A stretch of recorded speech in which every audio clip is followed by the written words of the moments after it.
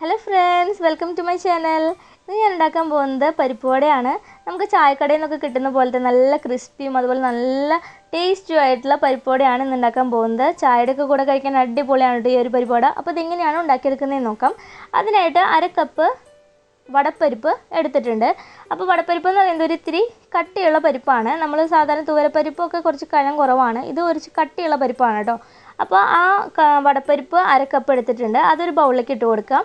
പിന്നെ വേണ്ടത് 2 വറ്റൽമുളകാണ്. 2 വറ്റൽമുളക് അതിലേക്ക് ഇട്ട് കൊടുത്തിട്ടുണ്ട്. ഇനി അതിന് മുകളിൽ വെള്ളം നിൽക്കുന്ന വിധത്തിൽ വെള്ളം ഒഴിച്ചിട്ട് 2 മണിക്കൂർ നമുക്കിതൊന്ന് കുതിർത്ത് വെക്കണം. അപ്പോൾ ആദ്യം തന്നെ ഞാൻ പരിപ്പ് കഴുകി വെച്ചിട്ടുണ്ടായിരുന്നതാണ് കേട്ടോ, എന്നിട്ടാണ് കുതിർത്ത് വെക്കുന്നത്. ഇപ്പോൾ 2 മണിക്കൂർ കഴിഞ്ഞു. നമ്മുടെ പരിപ്പൊക്കെ നല്ലതുപോലെ കുതിർന്ന് വന്നിട്ടുണ്ട്. പിന്നെ അതിൽ ഒരു വറ്റൽമുളക് കൂടി ഞാൻ കൂടുതൽ ഇട്ട് കൊടുത്തിട്ടുണ്ടായിരുന്നു കേട്ടോ. ഇനി നമുക്ക് വറ്റൽമുളക് മാറ്റി വയ്ക്കാം. അതിനുശേഷം പരിപ്പിൽ നിന്നും ഒരു 2-2.5 ടേബിൾ സ്പൂണോളം പരിപ്പ് നമുക്ക് മറ്റൊരു ബൗളിലേക്ക് മാറ്റി വയ്ക്കണം. അത് അവസാനം നമുക്ക് പരിപ്പ് വട ഉണ്ടാക്കുന്ന സമയത്ത് ചേർത്ത് കൊടുക്കാൻ വേണ്ടിയിട്ടാണ് കേട്ടോ.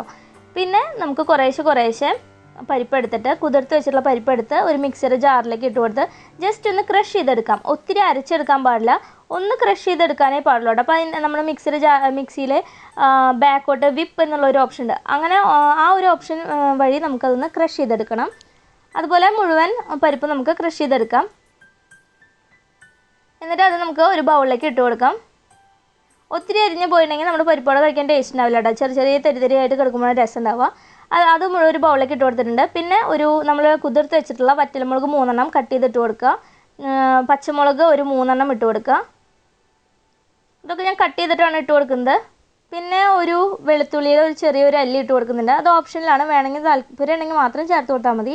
പിന്നെ ഇഞ്ചി ചെറിയൊരു പീസ് വളരെ നൈസായിട്ട് അരിഞ്ഞത് ഇട്ട് കൊടുക്കണം. പിന്നെ ചുവന്നുള്ളിയാണ്. ചുവന്നുള്ളിയും ചെറുതാക്കി കട്ട് ചെയ്തിട്ട് ഇട്ട് കൊടുക്കുക കേട്ടോ. ഒത്തിരി വലിയ പീസുകളായിട്ട് ഇടരുത്, കുറച്ച് ചെറിയതായിട്ട് വേണം അരിഞ്ഞിട്ട് കൊടുക്കാനായിട്ട് കേട്ടോ. പിന്നെ വേണ്ടത് നമ്മൾ മാറ്റി വെച്ചിട്ടുള്ള പരിപ്പ്, അങ്ങനെയുള്ള പരിപ്പുണ്ടല്ലോ, ആ കുതിർത്ത് വെച്ചിട്ടുള്ള ആ മുഴുവൻ പരിപ്പ് ഇട്ട് കൊടുക്കുക. പിന്നെ ഇതിലേക്ക് ഒരു 1/4 ടീസ്പൂൺ മഞ്ഞൾപ്പൊടി ചേർത്ത് കൊടുക്കുന്നുണ്ട് കേട്ടോ. അപ്പോൾ ഈ ഒരു സമയത്ത് നിങ്ങൾക്ക് മുളക് പൊടി ഇതിൽ എരിവിനൊക്കെ വേണമെന്നുണ്ടെങ്കിൽ മുളക് പൊടി ഒരു 2 ടീസ്പൂൺ അങ്ങനെ ചേർത്ത് കൊടുക്കാം.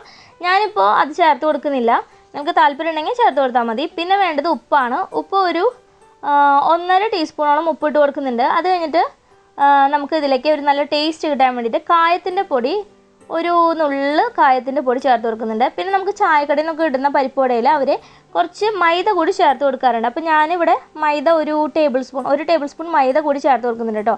എന്നിട്ട് എല്ലാം ചേർത്ത് നന്നായിട്ടൊന്ന് മിക്സ് ചെയ്തെടുക്കണം.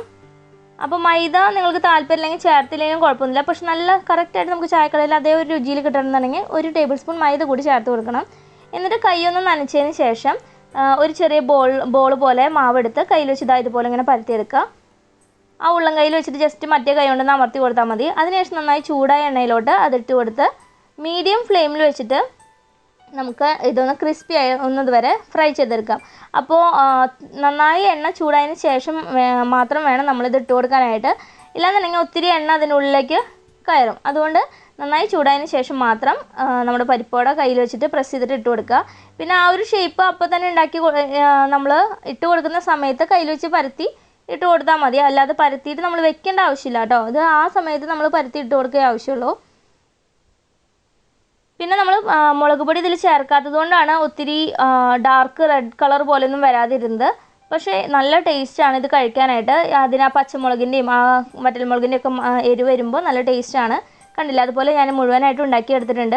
നിങ്ങൾക്ക് ഒത്തിരി കട്ടി കുറവായിട്ട് നല്ല ക്രിസ്പി ആയിട്ട് വേണമെന്നുണ്ടെങ്കിൽ കനം കുറച്ച് പരത്തിയാൽ മതി കേട്ടോ. അപ്പോൾ നമ്മുടെ പരിപ്പോട് റെഡി ആയിട്ടുണ്ട്. അപ്പോൾ എല്ലാവരും ട്രൈ ചെയ്ത് നോക്കുക. ഇഷ്ടപ്പെട്ട് കഴിഞ്ഞാൽ ലൈക്ക് ചെയ്യാനും ഷെയർ ചെയ്യാനും മറക്കരുത് കേട്ടോ. Thanks for watching.